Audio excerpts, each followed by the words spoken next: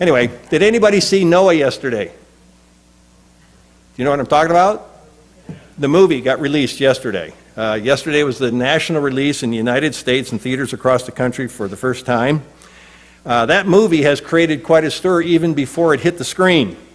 A stir among a lot of Christian groups for, as they put it, not only for its inaccuracy, but for its almost heretical license in portraying the people and the times of the flood. Turn with me, if you would, to Matthew chapter 24. Matthew chapter 24. The producer of the movie Noah, whose name is Darren Aronofsky, while stating the movie is based on the quote-unquote story of Noah and the flood, as he put it, Noah is the least biblical film ever made. In interviews, Mr. Aronofsky approaches the Noah story as a great fable and has no reason to approach the story with any sense of sanctity or reverence for God and or the Bible. That's Hollywood for you. But if you think about it, their role isn't to preach and teach biblical record. That's not why Hollywood is in business. Their role is to produce movies and to make money. And with all of this controversy that's going on about Noah, my guess is more people are going to end up going to see it and they're going to make more money.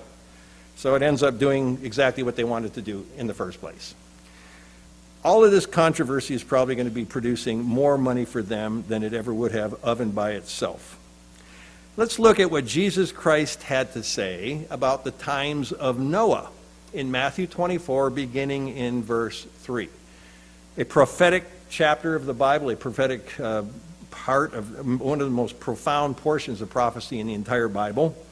Matthew 24:3, and now as he sat on the Mount of Olives, the disciples came to him privately and said, "Tell us, when is all this going to happen? When will these things be? And what will be the sign of your coming and the end of the age?"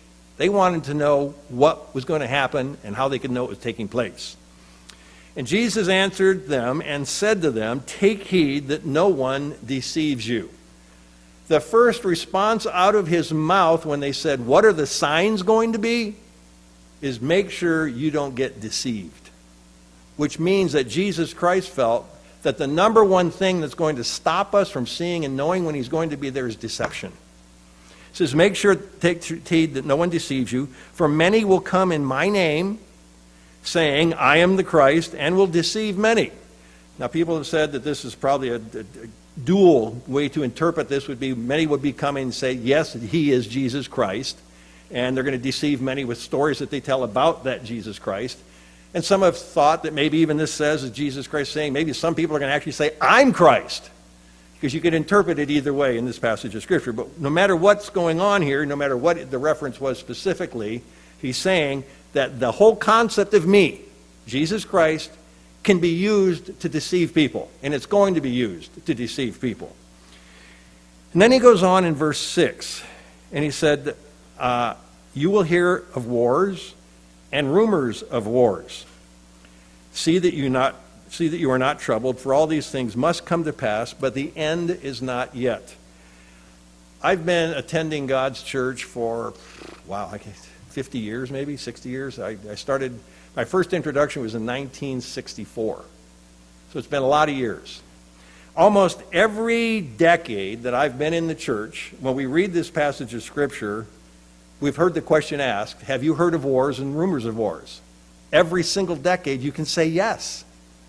So this has been going on for a long time, and I believe sometimes this kind of thing goes on in the prophetic realm, and it's used to lull people to sleep. God says there's going to be wars and rumors of wars. Well, we've had wars and rumors of wars since 1964, 1954, 1944, 1924. You can pick a decade. But the key is this. When that starts escalating, when wars and rumors of war start escalating, and I read through the paper almost every day, and I just look at all the headlines in the first page, second page, third page, in the whole main section. And I am amazed at how many times and how many days the headlines are talking about some kind of war going on somewhere that we don't even know about.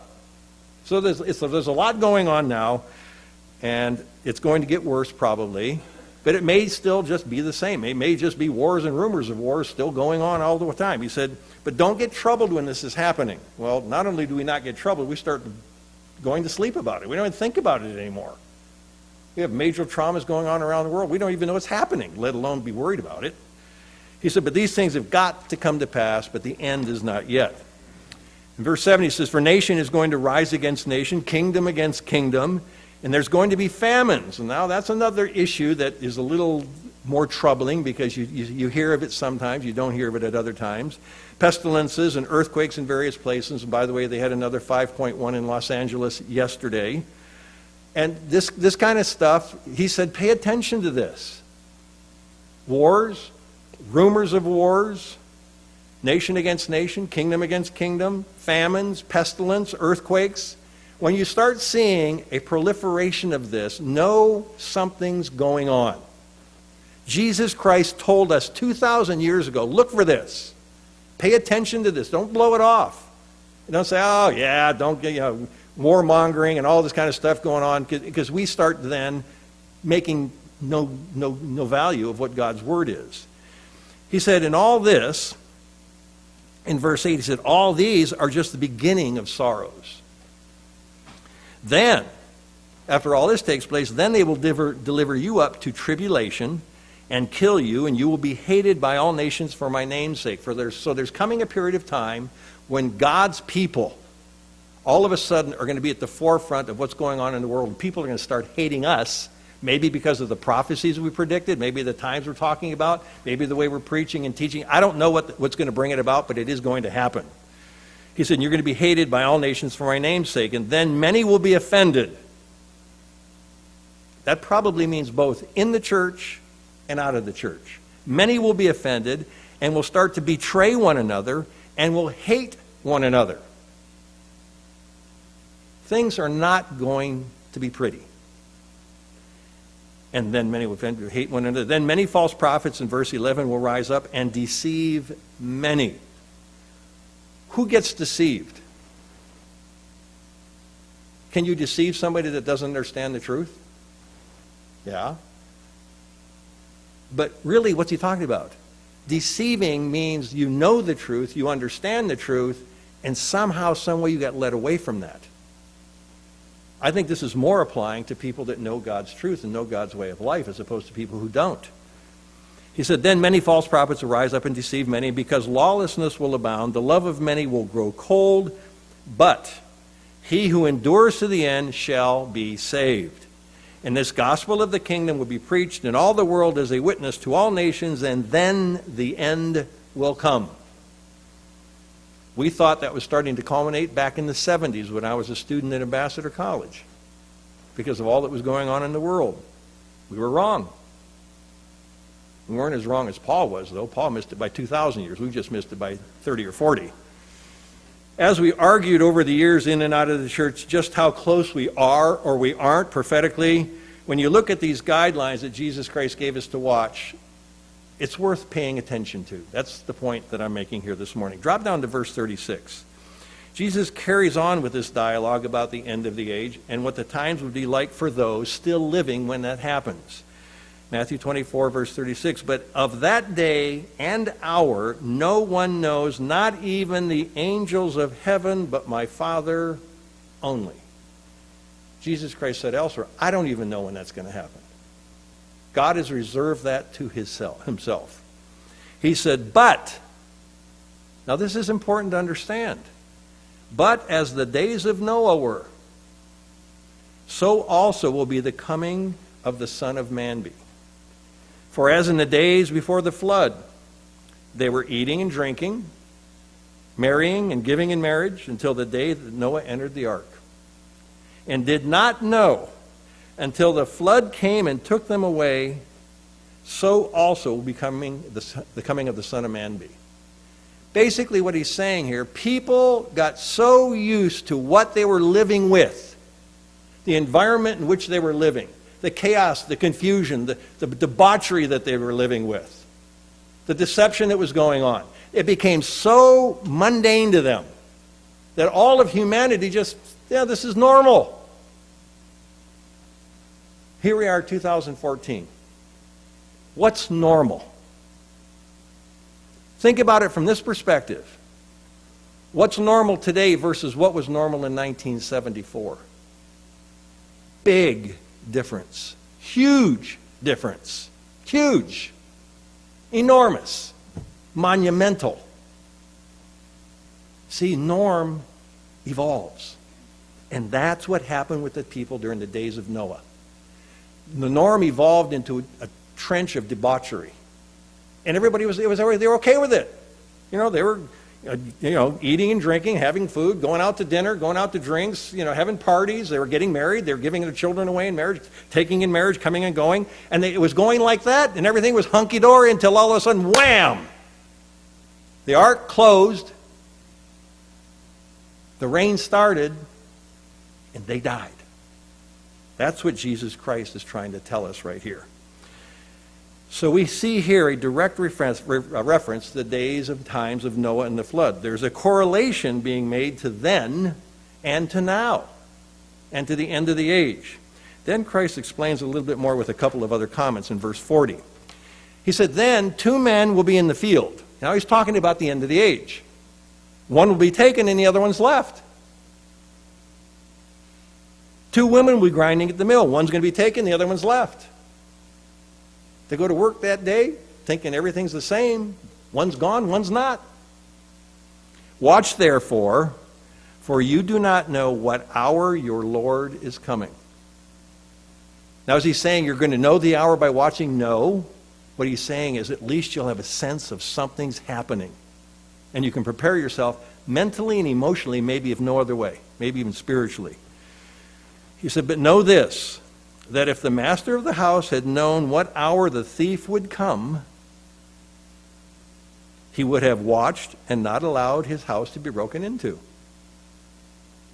Therefore, you also be ready, for the Son of Man is coming at an hour, not that you don't know, at an hour that you do not expect. So that throws a whole new monkey wrench into this thing. We think, because we know prophecy, we can pretty much guess about when. And we can think, well, it's not going to happen because of this, or it is going to happen because of that. And he said, when you think it's not going to happen, that's when it's going to happen. The warning is what? Be ready. Be ready. Let's go to Luke 17. I flipped to it with one turn. Magical. I must be growing in righteousness or something.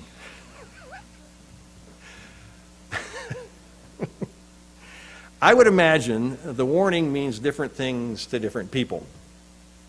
Here in Luke, it is expanded on just a little bit. Christ is telling us that we need to pay attention to how it was during Noah's days. Let's look at Luke 17, beginning in verse 26. We'll see a familiar wording to what we just read in Matthew. Luke 17, verse 26.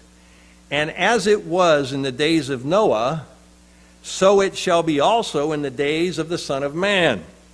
They ate, they drank, they married wives, they were given in marriage until the day that Noah entered the ark and the flood came and destroyed them all. So we see the times of Noah being referenced here again in Luke. But then he goes on and references other similar situations for us to pay attention to and to equate with. He said, I'm not just giving you one example, I'm going to give you several examples here. He said, likewise, in verse 28, as it was also in the days of Lot. Well, now we're moving forward in time after the flood. In the days of Lot, they ate, they drank, they bought, they sold, they planted, and they built. Life was normal. They were going on with life like it was totally normal. They had been lulled into a sense of normalcy. But on that day, when Lot went out of Sodom, that same day, it rained fire and brimstone from heaven and destroyed every living creature. Not unlike what happened with the flood.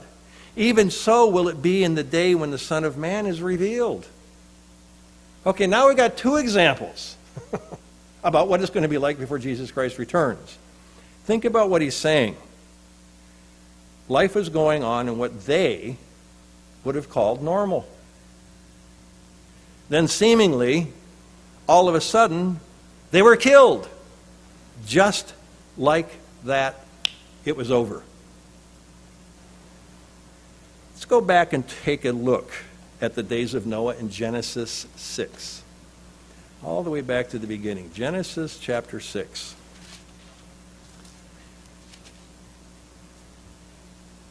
Noah and the ark is probably one of the most discussed and quoted stories in the Bible told to children as they grow up. I can remember reading it from the Bible, reading it from children's books, reading it from other different things to Joe and Jess when they were growing up. Reading to our kids about the story of Noah and the ark was probably done to and by many of us still sitting here in this room. One such time, a grandchild was sitting on her grandfather's lap listening to the Bible story of Noah's ark. When she asked, "Were you in the ark, Grandpa?" He chuckled and replied, "Why, no, I wasn't." There was a pause, and then the child looked up at him quizzically and asked then, "Why weren't you drowned?" Out of the mouths of babes. I would imagine that not many really understand what was going on back then in the days of Noah and why that event actually came into reality. But one thing we do know, Jesus Christ said, however it was back then, it is going to be like that again. It is going to be replicated. It's going to be repeated. Let's pick up the dialogue in Genesis 6, verse 1. Genesis 6, verse 1. Now it came to pass when men began to multiply on the face of the earth, and daughters were born to them, and the sons of God saw the daughters of men, that they were beautiful, and they took wives for themselves, for all whom they chose. And the Lord said, "My spirit shall not strive with man forever, for he is indeed flesh. He's not spirit. Yet his days shall be 120 years. So it seems like back then, prior to the flood, God had allocated man to live about 120 years. Later on in the Bible, he says it's about 70. So he lopped off 50 years. Verse 4, there were giants on the earth in those days, and also afterward, when the sons of God came into the daughters of men, and they bore children to them. Those were the mighty men who were of old, men of renown. Some have tried to make something more out of this than just giants. The original Hebrew is Nephilim, and that it just means giant men. That's all it means. It's not angels, it's not demons, it's not some other crazy thing. It's just big men. And they existed back then, and their lineage somehow got through the line of Noah, and they came out, and that's probably who David fought. It was one of these Nephilim. Verse 5. Then the Lord saw that the wickedness of man was great on the earth, that every intent of the thoughts of his heart was only evil continually. That had become the norm. Mankind had evolved so far emotionally, spiritually, physically, mentally, intellectually, that kind of behavior was normal. And the Lord was sorry that he had made man on the earth, and he was grieved in his heart. God said, "I'm sorry I ever made him." I mean, think about those of us who have had children. To think about what it would take for you to say, "I wish you were never born." That's basically what God's saying. The way man turned out was so bad. God was like, "What? How can he be this bad?" Pretty sad state of affairs for all things living that God created. God said, "I just wish I'd never even made him." So he says in verse 7, the Lord said, "I will destroy man, whom I have created from the face of the earth, both man and beast, creeping thing and birds of the air, for I am sorry that I have made them." God lumped everything together. Everything that breathed on the earth that God created, he said he wished he never created. Which means that not only had man polluted man had polluted everything. Even the creatures that were on the earth got messed up somehow. And God wanted to destroy everything, get rid of it all. Verse 8, but as we heard in a recent sermon, but Noah found grace in the eyes of the Lord. He found favor in God's eye. This is the genealogy of Noah. Noah was a just man, perfect in his generations. Noah walked with God. Remember we discussed what walking with God meant? Living by God's commands, living by God's guidelines, living in a way that pleases God, living in a way that is like a child trying to please a parent. Living that way is walking with God. That's probably why he found grace in the eyes of God, because he was trying to live the right way, just like you, just like me. We try, we don't always succeed, but we're trying, and God sees value in that. And that's what he saw in Noah. And in verse 10, and Noah begot 3 sons. So he tells us about his lineage here a little bit, and Shem and Ham and Japheth. The earth was also corrupt before God, and the earth was filled with violence. That was the norm. Everybody was accepting that. It's like certain parts of this country, certain parts of this world that we live on, this earth. You can go to certain communities, like Lagos, Nigeria, which has been declared many times over the past decade or two as the most dangerous place on the planet to live. It's the norm there. People who live in Lagos, Nigeria, it's normal. They just accept it as that being the case. You go to ghettos around this country, it's their norm. It's what they've gotten used to. It's what they've got accustomed to. It's what they grew up in. They don't know anything different. And that's what happens to man after a period of time. We just degenerate into accepting a norm that is lower and lower and lower. So God said the earth was corrupt before God. The whole earth was filled with violence. So God looked upon the earth, and indeed it was corrupt, for all flesh had corrupted their way on the earth. All flesh. Not just man. And God said to Noah, the end of all flesh has come before me. I'm going to kill them all. For the earth is filled with violence through them. And behold, I will destroy them with the earth that I created. I created the earth for them, and then I created them. They corrupted the earth. Now I'm going to use the earth to destroy them. And God's going to destroy man and everything else. Verse 14. He said, make yourself an ark of gopher wood. Make rooms in the ark, and cover it inside and outside with pitch to protect it against the waters. And this is how you shall make it. And he gives them the details. The length of it shall be 300 cubits, its width 50 cubits, and its height 30 cubits. By the way, a cubit is about 18 inches if you want to figure out how big this is. You shall make a window for the ark, not multiple windows, a window for the ark, and you shall finish it to a cubit from above, and set the door of the ark on its side. So there's going to be one entrance and one window on this ark. The window is going to be 1 cubit from the top, and the door is going to be on the side of the ark. You shall make it with a lower, a second, and third deck. So it's a triple-tiered decking for this ship that they're being built. And behold, I myself am bringing floodwaters on the earth to destroy from under heaven all flesh in which is the breath of life. Everything that breathes air. This is not just about man. Everything that breathes air, everything that is on the earth is going to die. But I will establish my covenant with you, and you shall go into the ark, you, your sons, your wife, and your sons' wives with you. And of every living thing of all flesh, all the stuff that God said he's going to kill, he said, of every living thing of all flesh you shall bring 2 of every sort into the ark to keep them alive with you. They shall be male and female. So he's got to bring 2 of every living creature on the earth. Every kind of bird, anything that breathes air.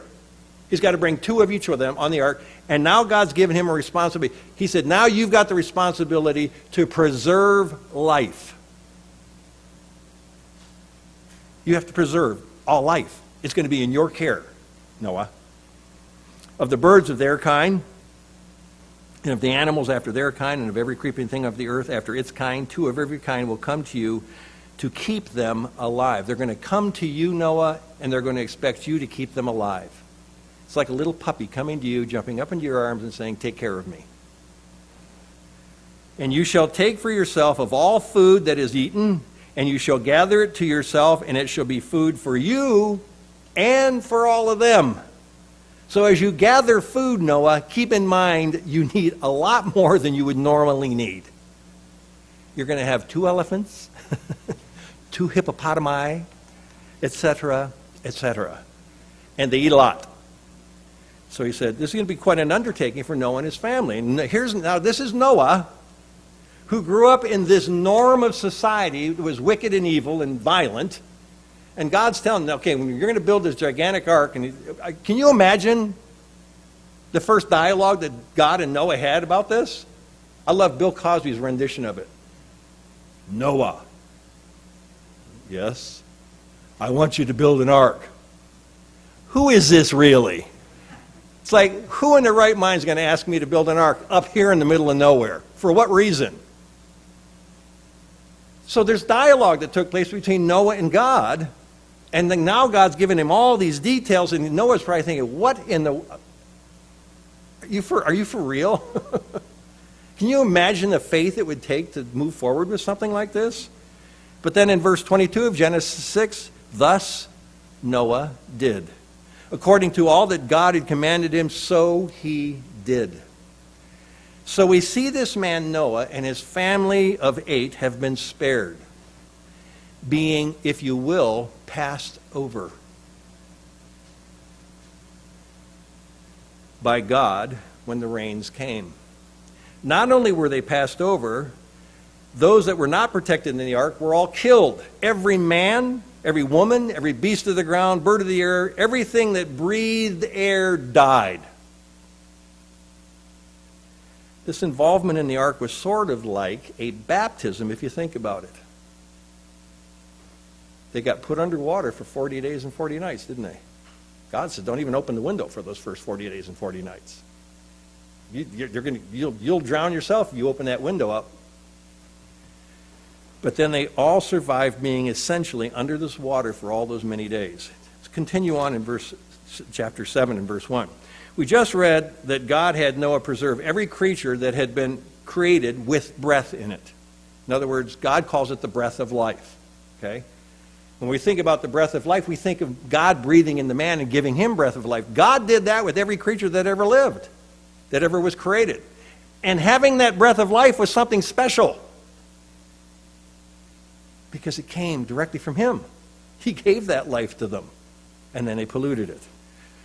But there was more in this delineation spelled out in chapter 7, verse 1 of chapter 7 of Genesis. Then the Lord said to Noah, come into the ark, you and all your household, because I have seen that you are righteous before me in this generation. You shall take with you, now he's changed it a bit, 7 each of every clean animal, a male and his female. Interesting terminology. God is basically saying, I'm going to pair them up. And she is going to be his, like marriage. So he said, a male and his female, 2 each of animals that are unclean, a male and his female. So now God makes a delineation between the clean and the unclean animals. Also 7 each of birds of the air, male and female, to keep the species alive on the face of all the earth. For after 7 more days I will cause it to rain on the earth for 40 days and 40 nights, and I will destroy from the face of the earth all living things that I have made. So God basically gave him 7 days to load the ark once it was finished. These were his final marching orders. The ark's probably finished now. When he's talking to him the second time, he said, now I made a little change here, not just two of a kind. You're still going to bring two of a kind, but all the clean ones, you've got to bring 7 pairs. That includes giraffes, by the way. It seems like God gave him a week to bring the animals on board. But it's interesting how the animals came on board. And Noah did according to all that the Lord commanded him. Now, Noah was 600 years old when the flood waters were on the earth. So he outlived the 120. Do you know who Noah's grandfather was? Methuselah, the oldest man who ever lived, 969 years. So Noah with his sons, his wife, and his sons' wives went into the ark because of the waters of the flood, of clean animals, of animals that are unclean, of birds, and of everything that creeps on the ground,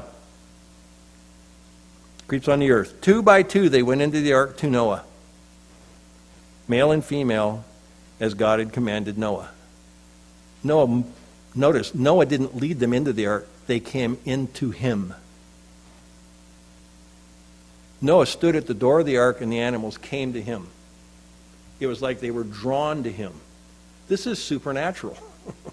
God supernaturally brought 7 pairs of clean animals, 1 pair of all the unclean animals, and marched them right up to the ark. They came unto the ark to Noah.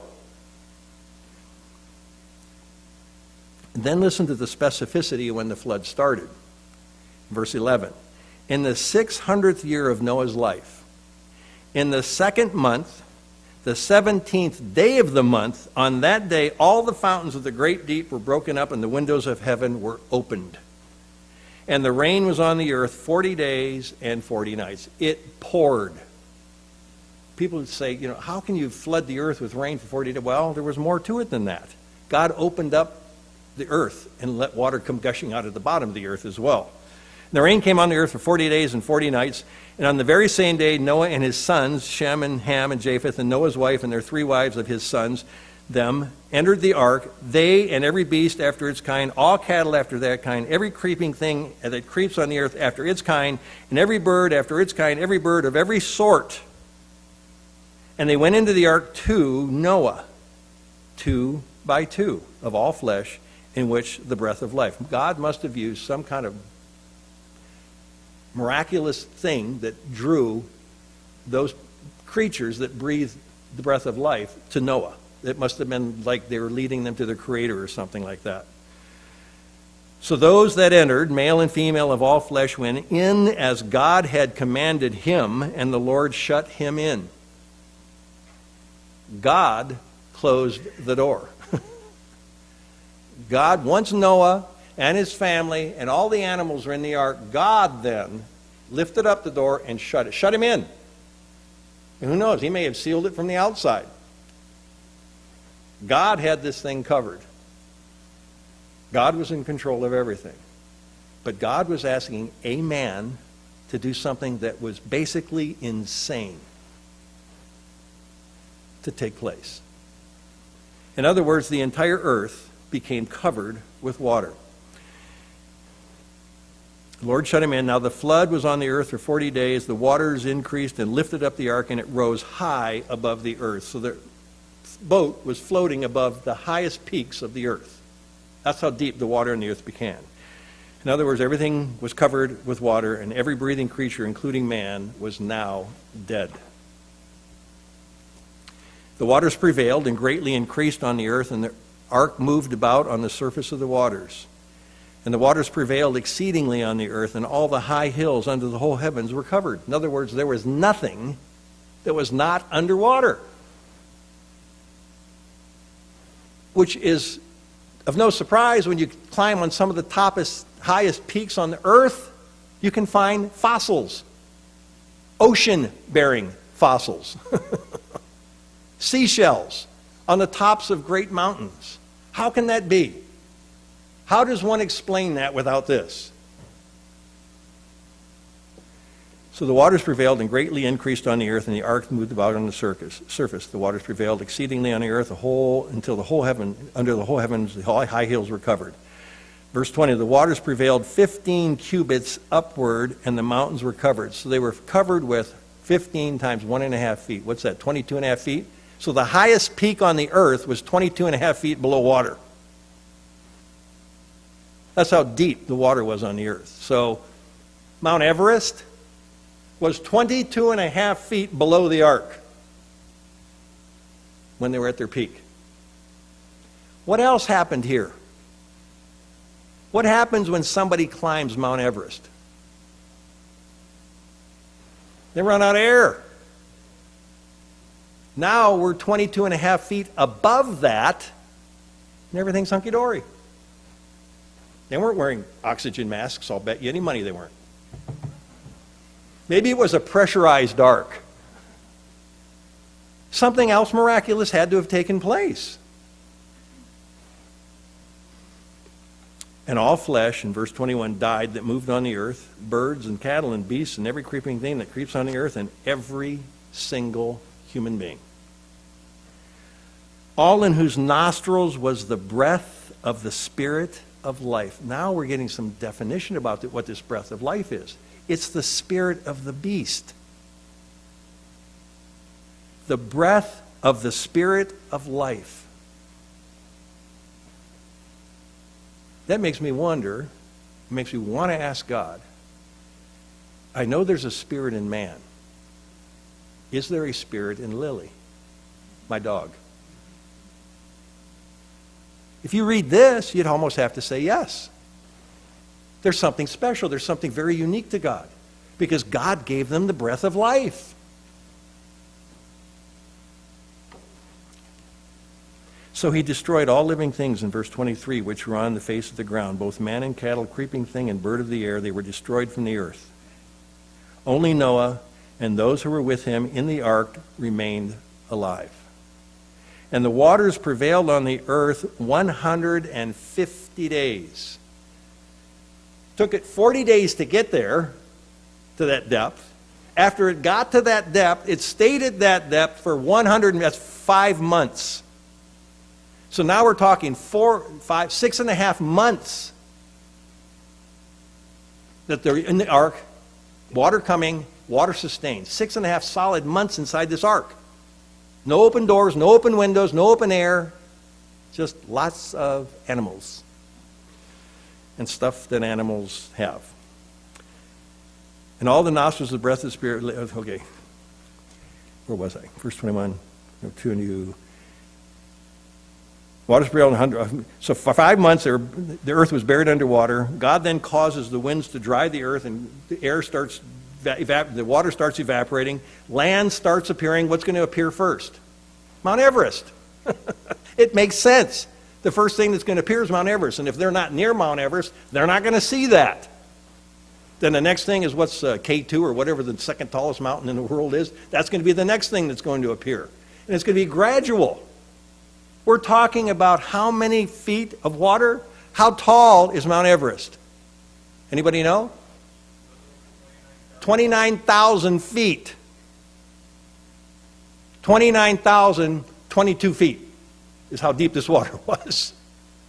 That's how much water had to recede. 29,000 feet of water. How many miles is that? That's a lot of miles. So this took time to dry up the earth. So let's go down to chapter 8. And we see the land is now dried up sufficiently where it can sustain life. So not only would it have to dry, but the seeds would have to start sprouting. The trees would have to start growing again because they were underwater for 7, 8 months, 9 months, whatever it was. So God told Noah then to finally leave the ark. Chapter 8, verse 13. And it came to pass in the 601st year, so almost a year's gone by, in the first month, in the first day of the month, that the waters were dried up from the earth, and Noah removed the covering of the ark and looked, and indeed the surface of the ground was dry. So they were in the ark for almost 10 months with this whole episode taking place. A long, almost a year. And in the second month, in verse 14, on the 27th day of the month, the earth was fully dried. So another month and a half went by, almost 2 months. Then God said to Noah, saying, Go out of the ark, you and your wife and your sons' wives with you. Bring out with you every living thing of all flesh that is with you, birds and cattle and every creeping thing that creeps on the earth, so that they may abound on the earth and be fruitful and multiply. You got to replenish the earth. All over again. It happened during the days of Adam and Eve. Now it's happening again during the days of Noah. They got a head start there. There's 8 of them versus 2. He says to be fruitful and multiply. So Noah went out, and his sons and his wife and his sons' wives with him. Every animal, every creeping thing, every bird, and whatever creeps on the earth, according to their families, all went out of the ark. Remember the 7 pairs of clean animals? We're going to lose a lot of them the very first day. Verse 20. Then Noah built an altar to the Lord and took of every clean animal and of every clean bird and offered burnt offerings to the Lord. So one of them's gone, right like that. Instead of there 14 of them, now there's 13 of each clean animal. And the Lord smelled the soothing aroma. Then the Lord said in his heart, listen to this, I will never curse the ground for man's sake. Although the imagination of man's heart is evil from his youth. He's talking about mankind. Nor will I ever again destroy every living thing as I have done here. That's a promise.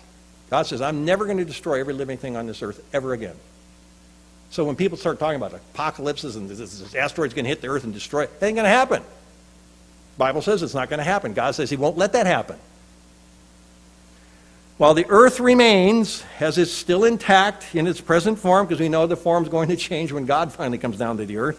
While the earth remains, seed time and harvest are going to continue, cold and heat are going to continue, winter and summer are going to continue, and day and night shall not cease. In other words, it's going to go back to its norm. The earth is going to start rotating like normal and doing like normal, and everything's going to be happening. This was a promise that most people, I would guess, are completely unaware of. God says this is not ever going to change now. He put this in motion. He said that will never change as long as this earth is still here. The seasons would continue as normal. The earth is not going to be obliterated of all of mankind and everything killed by anyone or anything ever again. Chapter 9 and verse 1. So God blessed Noah and his sons and said to them, be fruitful and multiply and fill the earth. Drop down to verse 8 of chapter 9. Then God spoke to Noah and to his sons with him, saying, and as for me, behold, I establish my covenant with you and with your descendants after you, which includes everybody sitting here in this room. This covenant that God made that day was made with us too. Verse 10, and with every living creature that is with you. God didn't just make this covenant with man. This is the first time I ever realized this. I've probably read this 100 times, maybe more. This covenant that God made was not just with man. It was made with every living creature that has the breath of life in it. The birds, the cattle, every beast of the earth with you, of all that go out of the ark, every beast of the earth. Thus I establish my covenant with you. Never again shall all flesh be cut off by the waters of the flood. Never again shall there be a flood to destroy the earth. And God says, this is the sign of the covenant which I make between me and you and every living creature that is with you for perpetual generations. Forever. This is an eternal covenant between God and everything that breathes. Not just man. I am going to set my rainbow in the cloud. This was the sign of the covenant. It shall be for the sign of the covenant between me, and not you, me and the earth. See, God created the earth for man. And the earth being created for man was also created for man to get ready for God to make it his home eventually, when the new earth is established. See, the earth is very special to God. Unbelievably special to God. So special that everything that he created has the breath of life in it, he called it earlier the spirit of the breath of life, is very special to him. And he wants us to pay attention to it that way. I just read in the paper this morning about this guy who had this pit bull and just brutalized this poor dog. Beat him up, broke his skull, broke his nose, broke his legs, punctured wound him, starved him, chained him, whipped him, beat him, kicked him.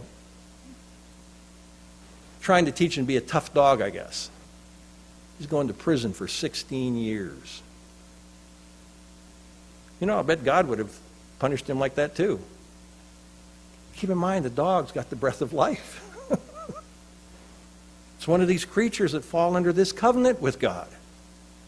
This is undeniable. And I think this is powerful.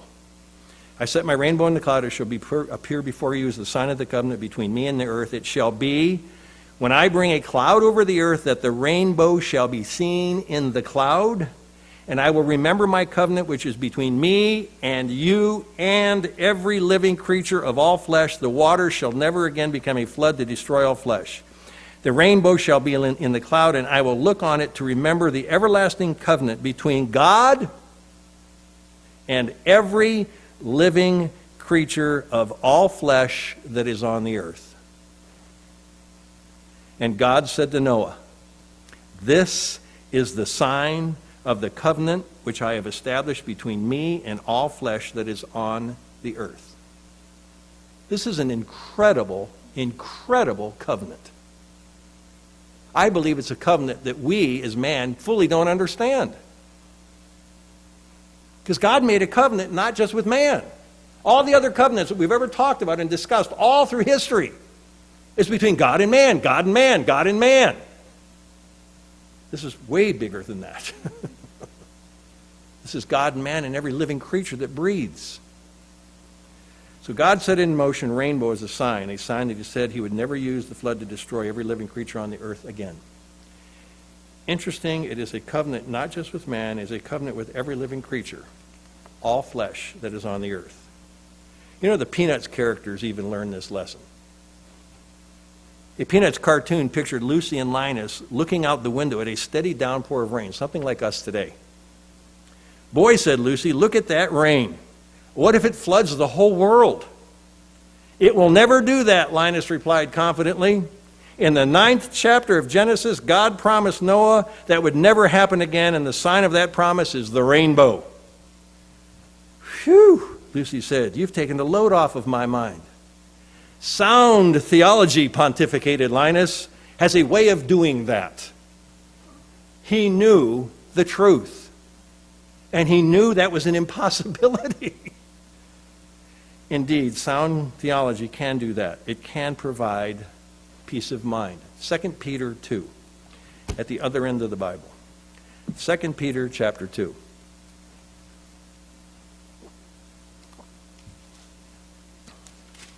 There are some powerful lessons in the story of Noah and the ark.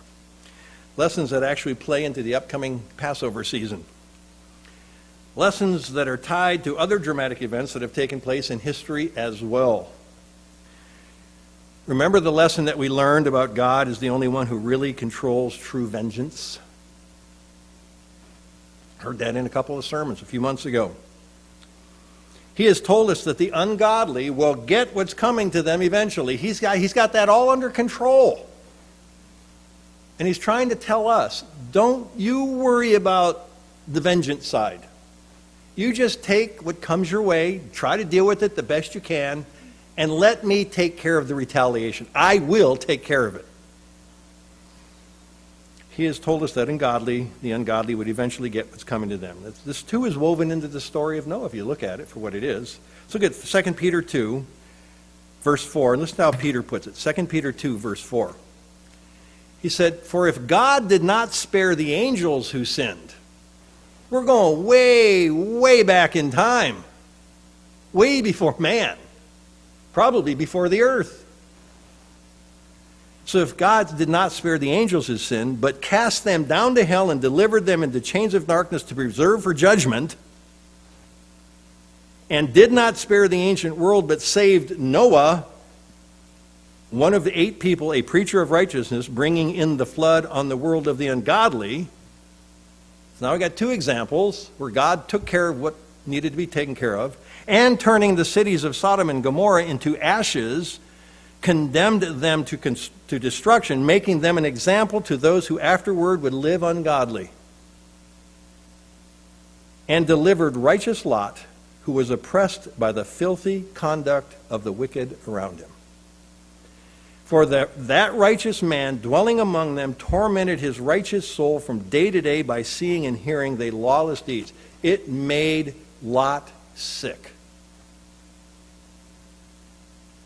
Okay, we heard what Jesus Christ said it's going to be like in the end, didn't we, earlier in the beginning of the sermon?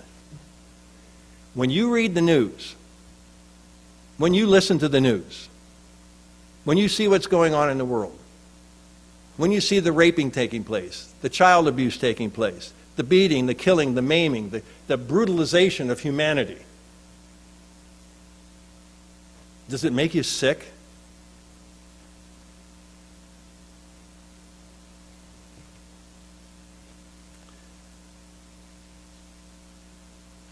Verse 8 again. For that righteous man dwelling among them tormented his righteous soul from day to day by seeing and hearing their lawless deeds. It made Lot sick. Then the Lord, if God knows how to take care of all that, the angels, the corruption during Noah's time, the corruption of Sodom and Gomorrah during Lot's time, if God knows how to do that, then the Lord knows how to deliver the godly out of the temptations and to reserve the unjust under punishment for the day of judgment. Yes, if we pursue a righteous life like Noah or Lot, God will deliver us out of the horrible crap that we're living in, that we have to live with. He will also take care of the ungodly, creating all that nonsense and that mess in which we live. And he'll do it at the right time, the perfect time. So get ready to close. Turn back a few pages to 1 Peter 3. 1 Peter, maybe 2 pages. Here Peter will bind the story of Noah and how he and his family had to endure prior to the flood to how we endure for our salvation now. 1 Peter 3, verse 18. 1 Peter 3:18. For Christ also suffered once for sins, the just for the unjust, that he might bring us to God, being put to death in the flesh, but made alive by the Spirit, by whom also he went and preached to the spirits in prison, who formerly were disobedient. Then when once the divine long-suffering waited in the days of Noah, while the ark was being built, he was tortured by he had to live in all that period of time. And can you imagine the mockery that must have taken place? You're building an ark in the middle of, are you a nutcase, Noah? Yeah, we know you're a nutcase. Look at you, you do the Sabbath stuff. You do the holy day stuff. You are a nutcase. We just didn't know how nutty you were. He probably got tormented for all those years, all those days he was building the ark. While the ark was being prepared, in which a few, that is, 8 souls, were saved through water. Interesting wording about the long suffering while the ark was being built. There is also, verse 21, an antitype which now saves us. Baptism. Not the removal of the flesh, filth of the flesh, but the answer of a good conscience toward God through the resurrection of Jesus Christ, who has gone into heaven and is at the right hand of God. Angels and authorities and powers have all been made subject to him. Jesus Christ is our ark builder. Our means for salvation. Like those animals trekked into that ark, they went to Noah. Jesus Christ says, come to me. Come to me, and I will take care of you. I will provide for you. I will save you. I will spare you. One last scripture, Hebrews 11. He is the one who brings us up renewed from the waters of baptism to a new way of thinking and a new way of acting. Hebrews 11, just a few pages back to your left. As you remember, Noah was called a preacher of righteousness. He believed God and made it known by his actions every day of his life. He was warned of what was coming, and he believed God enough to go ahead and build this ridiculous ark in the middle of nowhere. He did it anyway, on dry land. Sometimes we too are ridiculed for taking a stand of righteousness in our lives, in the midst of doubters and even mockers. That's okay. You're in good company. Really good company. Really, really good company, including Jesus Christ. Let's read in Hebrews 11, one verse only, verse 7. Hebrews 11, 7. By faith, Noah, being divinely warned of things not yet seen, I'll say, moved with godly fear, prepared an ark for the saving of his household, by which he condemned the world and became heir of the righteousness which is according to faith. By faith, Noah listened to God's warning about what was going to take place, even though it seemed so far-fetched. He did what he needed to do. He did what he was asked to do. Just like we need to listen to God's and Jesus Christ's warnings and guides, believe them, and do what we need to do. Have a great Sabbath.